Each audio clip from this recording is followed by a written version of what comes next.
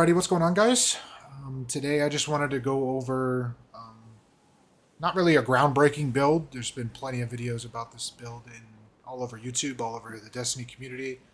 I mean, I'm a little late to the party, but it is a Titan Prismatic build centered around Consecration. Now, but believe it or not, I am a Titan main, and I have been since I started playing Destiny. Prismatic Titan isn't necessarily bad. I don't think it's a bad like subclass or anything. I just think it's very one-dimensional. That's not to say that the build is not good. It's just there's really only one build you can use for like end game unless you have like a crazy exotic class item or other types of combinations on those class items, which is just tough to get in the current state of dual destiny and the way the whole farming those exotic class items works. So most people lean into just using the consecration build. It is very potent, it's very good, and it's simple to use. So we're going to be going over that build today, and it all revolves around, like I said, consecration and knockout. These two work together. Knockout is just breaking their shield, infuses your melee attacks with arc energy, increases your range and damage for a short time, but also it heals you when you get melee kills. And it makes you amplified, which is very, very helpful. And obviously Consecration is the main focus, the entree, if you will, of the build. Launching, using your charged melee, ignites and then slams and scorches, causes ignitions. It is overall one of the best ad clear abilities in the game. So when we have these aspects, we're going to lean into a few different abilities that help feed it. Thruster I use just for its short cooldown, and the reason for that is that's just preference. If you want to use Towering Barricade for more defense, you want to use Rally Barricade for reload, and a couple other things, you can do that. I just use Thruster because it's fun to dash around the battlefield really quickly, and it feeds into one of our mods in our build as well. But you're welcome to use either of these if you would like. Twilight Arsenal is the super we're going for, mainly for its damage. It does a lot of damage, as well as it's pretty easy to get. It has pretty short cooldown. So it's, I think, the best super on Prismatic Titan by far. And with the melee, this one's not up for debate. Obviously, we're going to be using Frenzied Blade simply for its 3 charges. Because it has 3 charges, we can use Consecration 3 times. It just is essential for the build. It's not groundbreaking stuff here. And we are also going to be using Shackle Grenade. The main reason for this is because we need to generate more darkness energy for Transcendence, and each target we suspend gives us a portion of our darkness energy, as well as it makes them easy to hit with Consecration. If it's a big group of enemies, you can jump in, throw the Shackle, and then immediately use Consecration on them, and they will get exploded, and you will get a bunch of Transcendent energy for both types. So when we look at our fragments, we're leaning into a couple of things. First of all, we're leaning into Facet of Bravery, because we are going to be using Void and Strand weapons. So getting kills with a grenade gets volatile rounds. That's not really the main focus. Is defeating targets with powered melee gives unraveling rounds to our Strand weapons. We're going to have a couple of Strand weapons in this build, and we're always going to be using our powered melee, so we're always going to have unraveling rounds as long as we're fighting. We are also going to have Facet of Courage. Your Arc, Solar, and Void abilities don't increase damage to targets afflicted with darkness debuffs. And so Suspend, our debuff, our Consecration will do more damage because of that. And then Facet of Balance. Rapidly defeating targets with light damage grants melee energy. That's just keeps our melee up for longer. And Darkness damage gives us grenade energy. So it just helps with the ability loop. Helps keep our melee up, helps keep our grenade back so we can keep shackling as we need. Facet of Protection is kind of a staple in most aggressive builds, as it just gives us more damage resistance. And Facet of Purpose. Facet of Purpose is also pretty essential in this build. Picking up an overpower grants either Amplified Restoration, Frost Armor, Woven Mail, or Overshield based on the damage of your equipped super. In this case, we are going to be getting Void Overshield because we have a Void super. And the reason for that feeds into one of the artifact mods, so we're going to be leaning into that here in a second. So to just go over the weapons I have on this build, we are going to be using the Call as our main special ammo that we use. It's just rocket sidearms are really good, really broken. You're welcome to put whatever you want in terms of the perks on this gun. The gun has so many different perk combos. I personally like Demolitionist One for All. I know a lot of people go for Lead for Gold One for All, or Desperate Measures, or whatever it is, but I just like Demolitionist and One for All because it gives me more grenade energy when I use it, when I get kills, as well as I can reload it. And One for All is, after you hit 3 targets, you get 35% damage bonus to enemies, so it's really easy to proc that, especially with a rocket sidearm, because you'll be hitting multiple targets at all times. Okay, now our main primary weapon we're going to be using is Graviton Lance. The reason I wanted to go into Graviton Lance is because it is very strong, number one. Those void explosions will constantly be spreading out throughout the battlefield, giving you light energy, which will keep your melee up. And that leads into Facet of Balance, so after defeated targets with light damage grants melee energy. Graviton Lance basically does that for us. We shoot like 1 or 2 enemies and the whole battlefield will die based on the explosions. And it also is just a very potent gun in any type of content. End game, early game, whatever it may be. Just casual play as well. And I'm leaning into Pro Memoria for our heavy. And you're welcome to change this out if you want to use a rocket for boss damage or whatever you may do. I just have Pro Memoria to help with the darkness meter on Transcendence, because keeping Transcendent up and getting that very quickly helps with this build, because you're able to just really pop off with the Consecration slams as they recharge at an insanely high rate when you are Transcendent. So our main armor piece we lean into is obviously going to be Syntheseps. You're welcome to...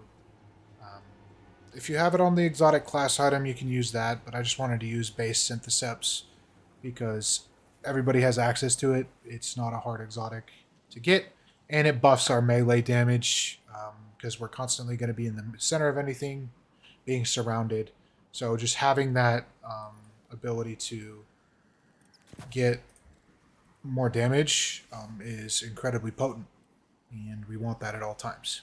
So leaning into the mods, looking at our helmet first, we're going to be doing double hands-on, gain bonus super energy on melee kills. It's pretty straightforward. We just want more super energy, and we're using our melee a lot. And I'm actually going to change out, I don't know why it's Kinetic Siphon, but we are going to change that to Void Siphon because of Graviton Lance. So we're going to put Void Siphon on there. And triple heavy-handed is what we want on the gauntlets. So every melee kill we get generates an orb of power. That is going to help us just keep our Void Overshield up with the Facet of Purpose, and as well as just keep Orbs of Power on the battlefield for our team as well as ourselves. Chest piece you can change to whatever you would like in terms of resistance. I normally have Concussive Dampener and then 1 of whatever I need for the activity. And for your boots, I went with Absolution, Recuperation, and Innervation. Recuperation just helps a little bit with the health, just in case you're not able to get a melee kill. You can just pick up an Orb of Power that you generate from either your gun or your melee, and you can just pick it up and get some health back. Innervation just gives you your grenade cooldown when you pick up an Orb of Power, as well as Absolution just reduces all ability cooldowns. So just helps with the ability loop, just generating orbs constantly with our melees and our weapons. We'll be able to proc these all the time. And on the Titan Mark class item, we're going to be using Powerful Attraction. And this is why at the beginning of the video I said I leaned into Thruster. Thruster is very easy to use. It's super short cooldown. I think it's like 30-something seconds. So you're able to just constantly spam it and pick up all nearby orbs that you've been spawning or your teammates have been spawning. And it just helps feed all your abilities with all this different stuff we have going with the mods. Also, we have Reaper. Reaper is just because we're using Thruster quite a bit. Our next weapon, Final Blow, spawns an Orb of Power. It's super strong. So yeah, and then Bomber just helps with grenade cooldown when we use our class ability because we're using that so much. So we can keep that Shackle Grenade up. So other than that, the build is very straightforward. It is not a very complicated build to use. It is use Graviton Lance to kill enemies in terms of generating light energy. Use the Call or Pro Memoria for darkness energy. Once you get Transcendence, you go off and you just constantly slam the ground with Consecration. And once you hit Transcendent, the main focus obviously is the Changing Grenade. Titans have a Strand Suspend Grenade that also jolts. So it really is helpful for this build because it's just all about crowd control.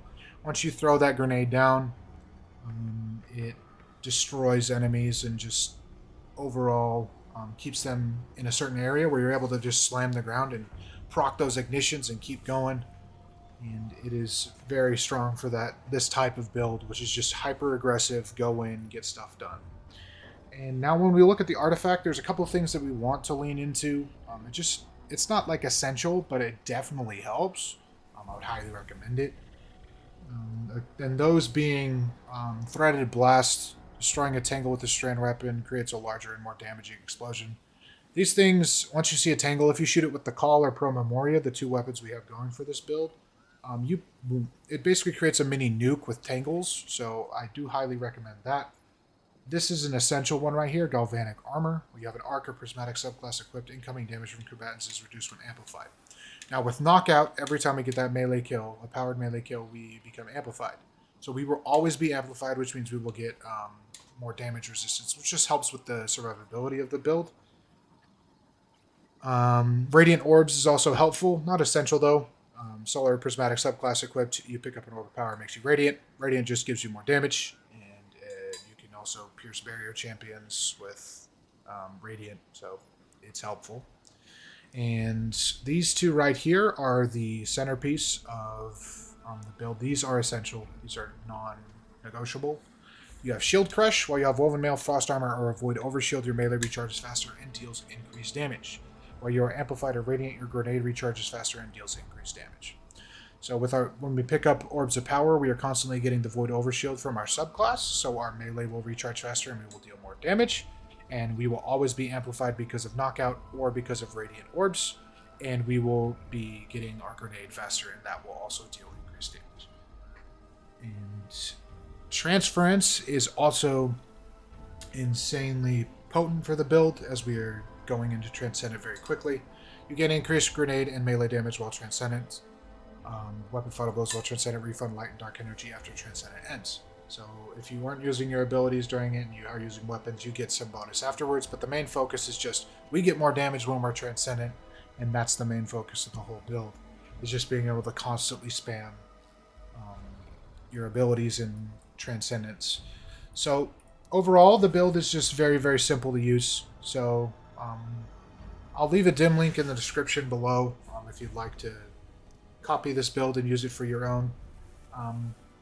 The gameplay loop is very simple. Throw out your Shackle Grenade, do a Consecration Slam, use your weapons to generate Transcendence, pop Transcendence, and then just go ham with the regeneration of those abilities, and rinse and repeat. So, yeah, that's really all I wanted to talk about today. I know it's not the most interesting build in the world, but it is very, very strong. I can leave a clip here at the end of the video of a couple of times I've used this build in the past, just little bits and pieces. I'm particularly going to use, I was attempting the solo GM for Liminality, the new one for Final Shape, and I'm going to leave a clip of me using the Consecration build in the village area of that strike. You'll understand once you see the clip. I'll leave that here at the end of the video so you can watch that. I unfortunately was not able to beat that solo GM as I kept dying in the boss room. My Consecration definitely made that village part way easier with the survivability, so I'm going to be showing you guys that here at the end. But yeah, I hope you guys enjoyed the video. Enjoy the gameplay here at the end, and like, comment, and subscribe, and we'll be talking to you soon. Take care, Guardians.